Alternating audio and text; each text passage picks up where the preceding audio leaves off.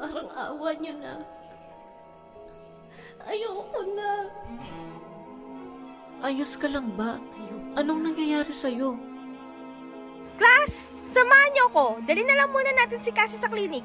Kinakabahan na ako sa batang to. Ano ba talaga nangyayari sa'yo, Neng? Awa niyo na. Ayoko na.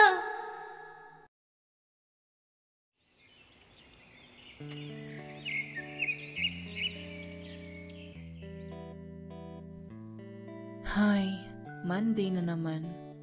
Kaya pala hindi siya pumapasok. Oo nga. Paano yun? Di ba hindi pa tapos yung school year? Kaya nga hindi ko alam.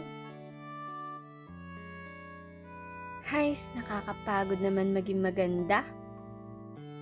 Violet, anong pinag-uusapan nila? Hay nako, Jed. Late ka na naman sa balita. Anong balita? Sabihin mo na lang kaya. Tanda mo yung kaklase nating parang weirdo. Ano nga ulit pangalan nun? Oh, bakit? May nangyari ba sa kanya? So, ganito nga. Hindi na... Nangyari ang kwentong ito nung nasa high school ako. Kwento ito ng isang misteryosong babaeng kaklase ko na pangalanan na lang natin bilang Cassie.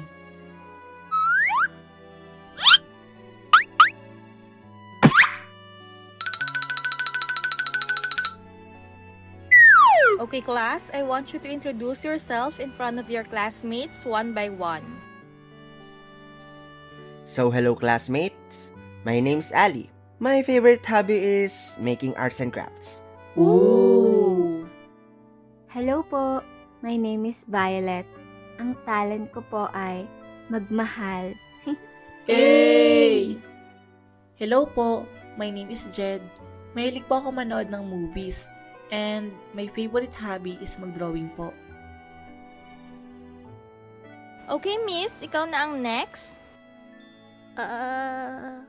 Kaklase pala natin siya. Oo nga. OMG, ay, naalala niyo ba yung last year? Ay naku, pinag-alala mo pa. Kaklase pala natin siya.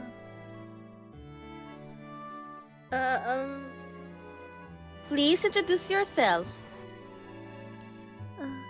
My name is Cassie. Narinig niyo ba siya, class? Kasi ako, hindi talaga. Paki-louder ng boses mo, nak, please. Para medyo rinig ka namin dito sa likod. Ay, nakain ako din. My name is Cassie. Kaya nga Ang weirdo talaga niya. Kaya nga. Doon ko siya unang nakita. Tahimik lang siya lagi sa klase noon. Wala siyang kahit isang kaibigan. Wala din siyang kinakausap na kahit sino sa amin. Hindi ko din siya nakikitang ngumingiti nun kasi kapag tumitingin ako sa kanya, lungkot lang sa mata yung lagi ko nakikita. Pero sa totoo lang, naawa ko sa kanya nun kasi alam ko yung pakiramdam na nag-iisa palagi sa school. Kaya naman, isang araw, kinausap ko siya.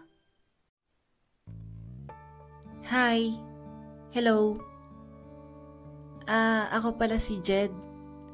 Kasi pangalan mo, di ba? Oo. Lunch na Gusto mo sabay tayo? Sige. Simula noon, paunti-unti ko na siyang kinakausap lagi. Pero gaya ng dati, matipid pa din siya kung sumagot. Hindi ko naman siya masisisi kasi hindi siya siguro sanay na may kumakausap sa kanya.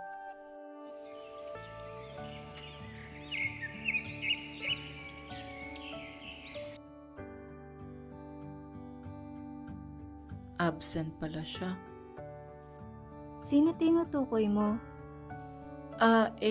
Si Cassie. Friend kayo? May katanungan pa ba kayo? Kasi kung wala na, get one whole sheet of paper. Maglo-long quiz tayo.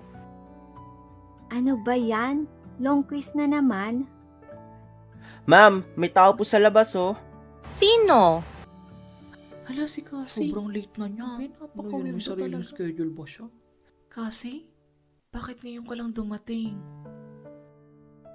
Ay, Ineng, nakalimutan mo yatang 7:30 ang time natin dito sa school, no?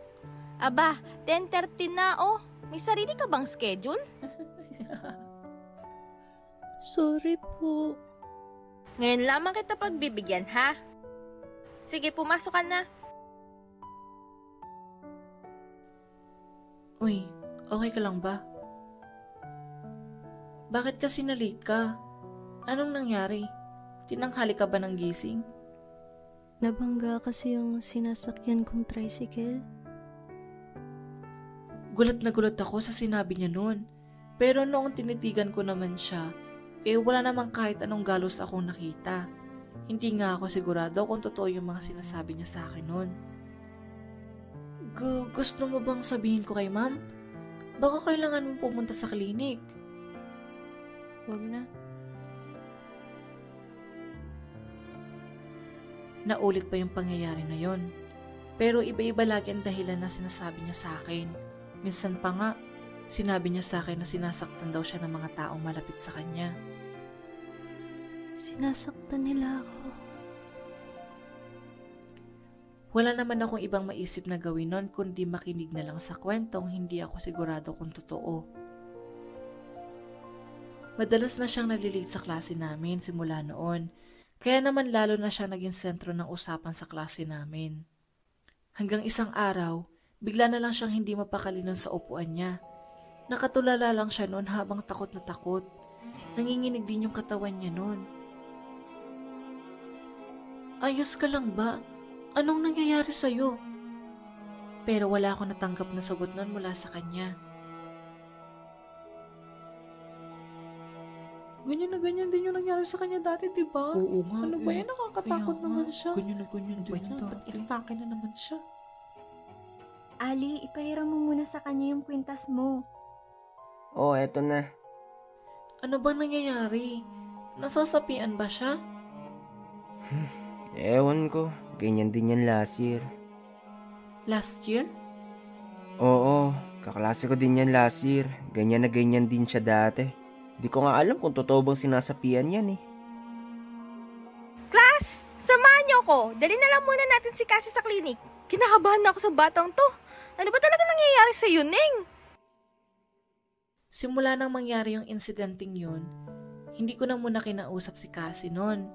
Bigla kasi ako natakot sa kanya noon kaya tinitingnan ko na lang siya mula sa malayo.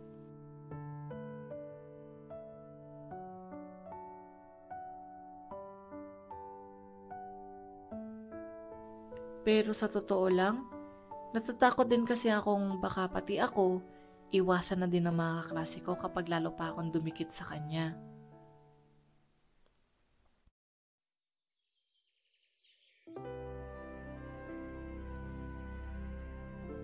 Isang araw, lunch break namin noon nung sumakit ng husto yung ulo ko. Hindi na nga ako nakakain noon kasi umiyak na lang ako nang umiyak doon sa upuan ko. Pero maya-maya lang, nakaramdam ako na parang may humahaplos sa ulo ko.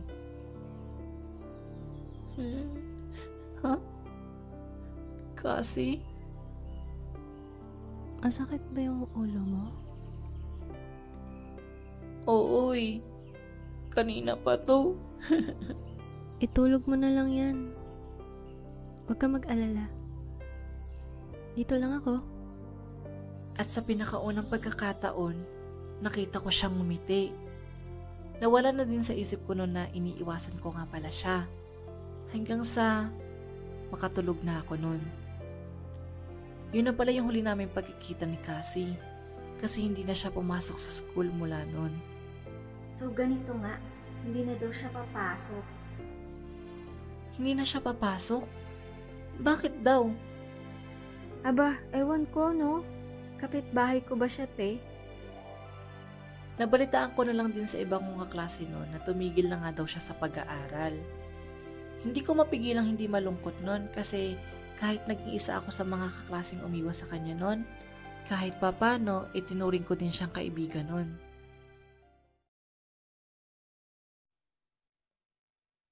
Hi.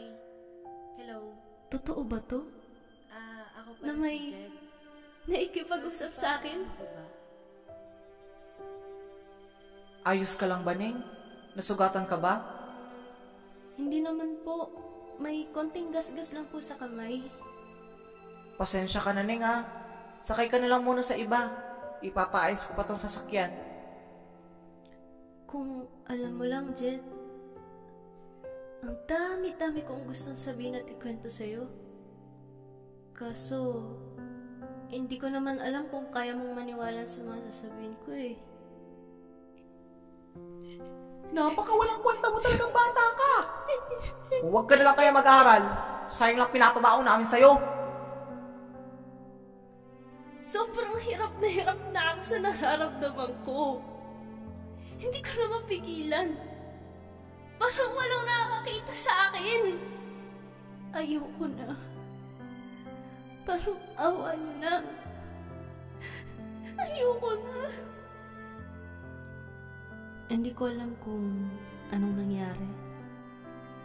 Kung bakit bigla mo akong iniiwasan. Hindi ko alam kung paano ko sasabihin to sa'yo, Jet. Naalis na ako. Na hindi na kita makikita ulit. Huwag ka sanang magtampo sa akin, ha? Maraming salamat sa lahat.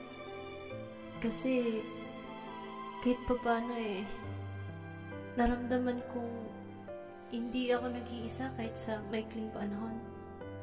Kung alam mo lang, ilang beses ako nagdasal na sana may dumating na tao sa buhay ko na makikinig sa mga kwento ko at magtatanong kung okay lang ba ako. Paalam.